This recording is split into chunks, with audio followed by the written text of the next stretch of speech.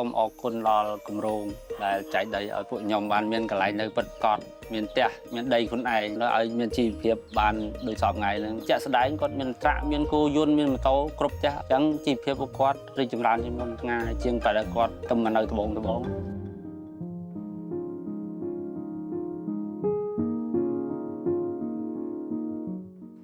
ពីដំបូងដែរខ្ញុំអត់មានដីមានអីទេមិនដឹងអញ្ចឹងលើថាខាងគម្រោងគាត់មានបែងចែកដីសំតិនអញ្ចឹងគាត់ក៏ដាក់ពាក្យតាមរយៈភូមិឃុំដើម្បីសុំដីសំតិនដើម្បីរស់នៅអញ្ចឹងក៏ដល់ឆ្នាំ2010ហ្នឹងគាត់ក៏បានទទួលតាមគម្រោងគាត់ចែកឲ្យអញ្ចឹងបានមករស់នៅនេះដីភូមិហ្នឹង20 សែនហើយនឹងចំការដីកសិកម្មហ្នឹងមហាតា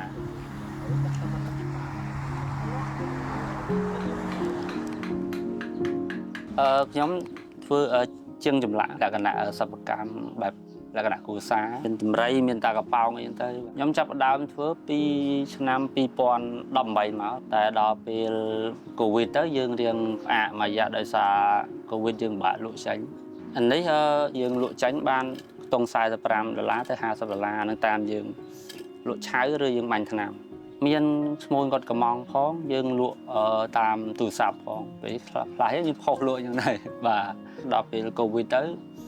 យើងរៀងផ្អាកមួយរយៈទៅមកលើចាប់ផ្ដើមតិចវិញបាទចិត្តមិនដែរព្រោះយើងមិនគិតថាយើងបានផ្ទះមានទីលំនៅពិតប្រាកដខ្លួនឯងរស់នៅស្រួលដូចបច្ចុប្បន្នបាទពីខ្ញុំនៅភូមិចាស់គឺយើងស៊ីឈ្នួលគេដោយសារយើងអត់មានដីចម្ការអីអញ្ចឹងរស់ដីឲ្យគេស្ទុងអីចឹងទៅកាលនោះ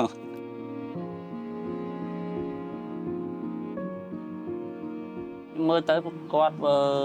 នេះមករីកចម្រើនខ្លះមានដល់អាត្រាក់ឥឡូវពីមុនគាត់អត់ដែរនៅនេះឥឡូវជាក់ស្ដែងគាត់មានត្រាក់មានគោយន្តមានម៉ូតូគ្រប់ផ្ទះបាទអញ្ចឹងជីវភាពរបស់គាត់រីកចម្រើនជាងមុនឆ្ងាយជាងតែគាត់ទៅមកនៅត្បូងខ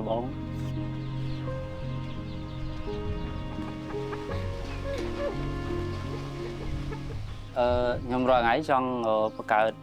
កន្លែងចាំយើងធ្វើចម្លាក់នៅផ្ទះផងយើងអាចមើលថែមាន់យើងនៅនឹងបែបកសិដ្ឋានបែបគ្រួសារមួយតូចហើយយើងចង់ឲ្យមានចំណូលពីខាងនេះបន្តិចទៅដល់ចំណូលពីខាងយើងចាំសត្វនឹងបន្ថែមទៅដើម្បីជួយផ្គត់ផ្គង់គ្រួសារយើងជិះវៀងយើងចំណាក់ស្រុកទៅឆ្ងាយ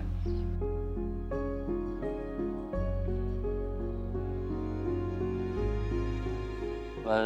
ខ្ញុំចង់ឲ្យជួយជាចែកទេសដល់ប្រជាពលរដ្ឋក្នុងភូមិបែបកសិកម្មក៏បានបែបជំនាញបដិបដាលជំនាញក៏បានដើម្បីឲ្យគាត់មានការងារនៅក្នុងស្រុក